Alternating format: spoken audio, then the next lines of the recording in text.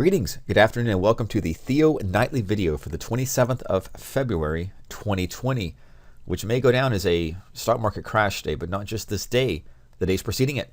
So we're going to start with the broader perspective, as in the last few videos, and take a look at where we are, go around the horn, around the market. We've crashed and burned, markets crashed and burned, but there are still opportunities. And we're going to pick up the pieces and begin to plan a bounce strategy or a risk management strategy. I think this is seen best from a risk management standpoint. And just going back, when the markets are continually up, insanely up, persistently up, they become stretched. And there becomes a magnetic pull to the downside. And that's what's happened. It's happened a lot faster, I think, than anybody could have predicted, planned, or prepared for. But that is what risk twist spreads do in any type of option purchase strategy. Premium selling has been a difficult business, and today is another example of why selling way out of the money premium works a long time. But all it takes is one or two events and one or two standard deviation moves beyond what's normal, and that can put entire accounts in trouble. So of course, risk management is always key. These things do happen in the market. Let's take us back on the daily charts of the big four indices. First and foremost, we have fallen 4.5% in the S&P after multiple days to the downside. The S&P itself is roughly 400 points away from the high.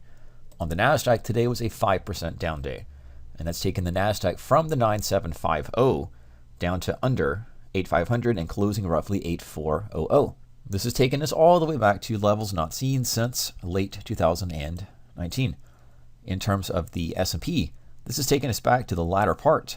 So all those gains, all those bullish type of trades or investment decisions, or anyone who put a lot of money at work in the market in 401ks or retirement plans or any type of risk-seeking stock portfolios, they're probably, most of them at least, depending on how they positioned, underwater. And that's not a good feeling, and that may cause additional regular or retail traders or people who don't even look at the stock market to go ahead and call their financial advisors or liquidate positions.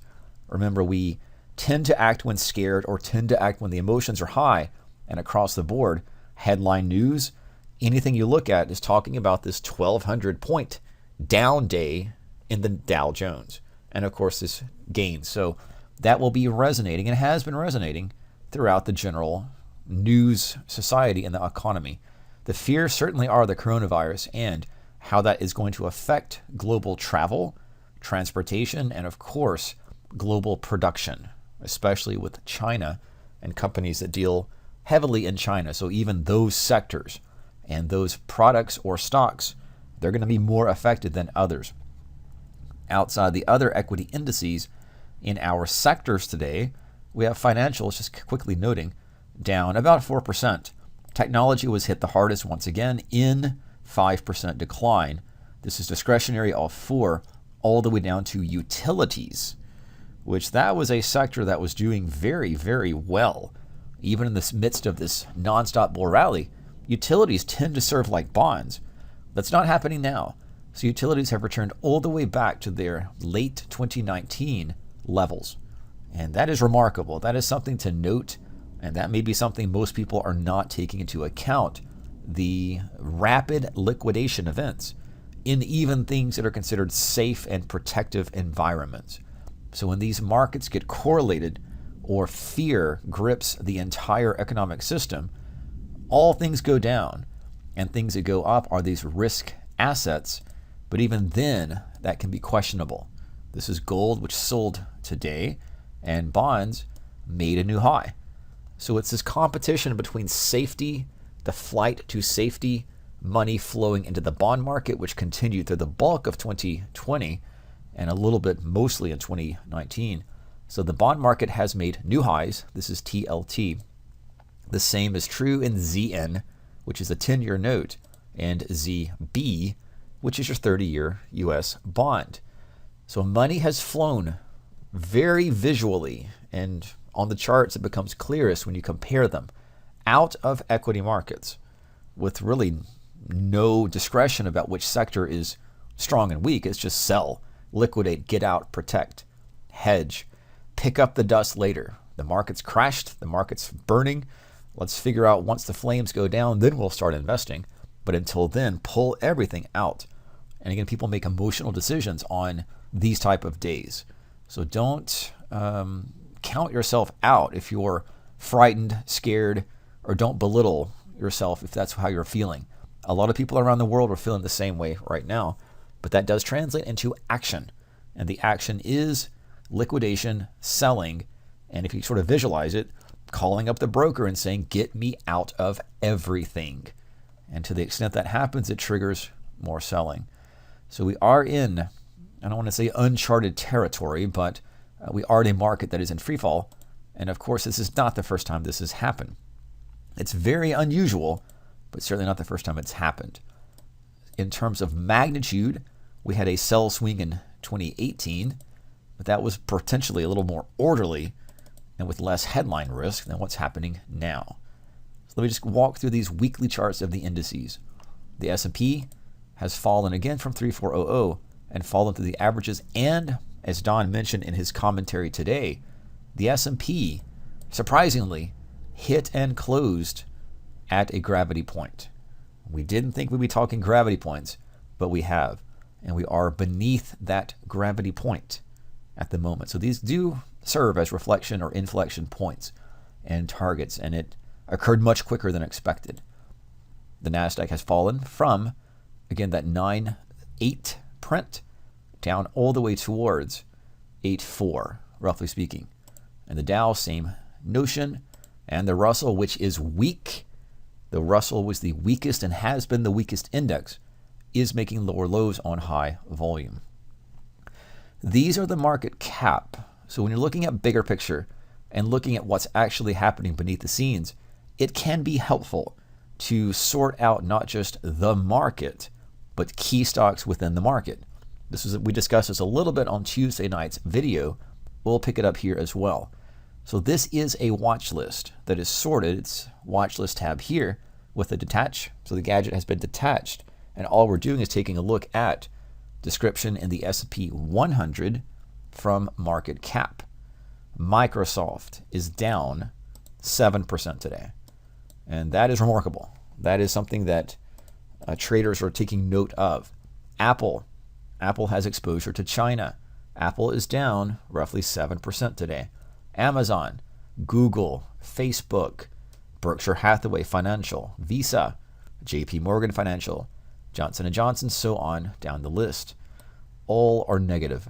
Not just negative, but in a crash type of territory, negative.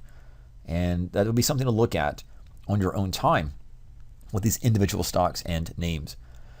So when markets do these type of crash events, it can be helpful to pull your perspective, your trades, your spreads, your premium, or your swing trades to a bigger perspective.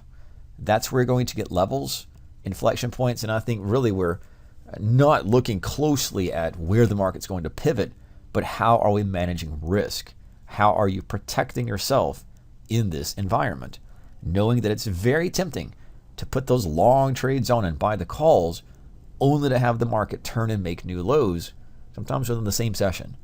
So the name of the game is protection, defense, carefulness. Spreads will do that, and any type of call put premium play. Now, the other thing to watch within that same concept is buying protection will be more expensive.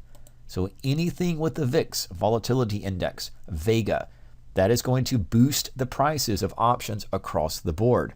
If we're all going to run to puts, the price of puts will go up, and that's just by supply and demand, but also this volatility component, or Vega, in pricing the option statistics. So from a weekly perspective, on the VIX, we've seen it high, we've seen this higher, but this does tend to come and go. So it spikes and retraces, spikes and retraces, spikes and retraces, so on and so forth. So the VIX volatility index is and remains elevated.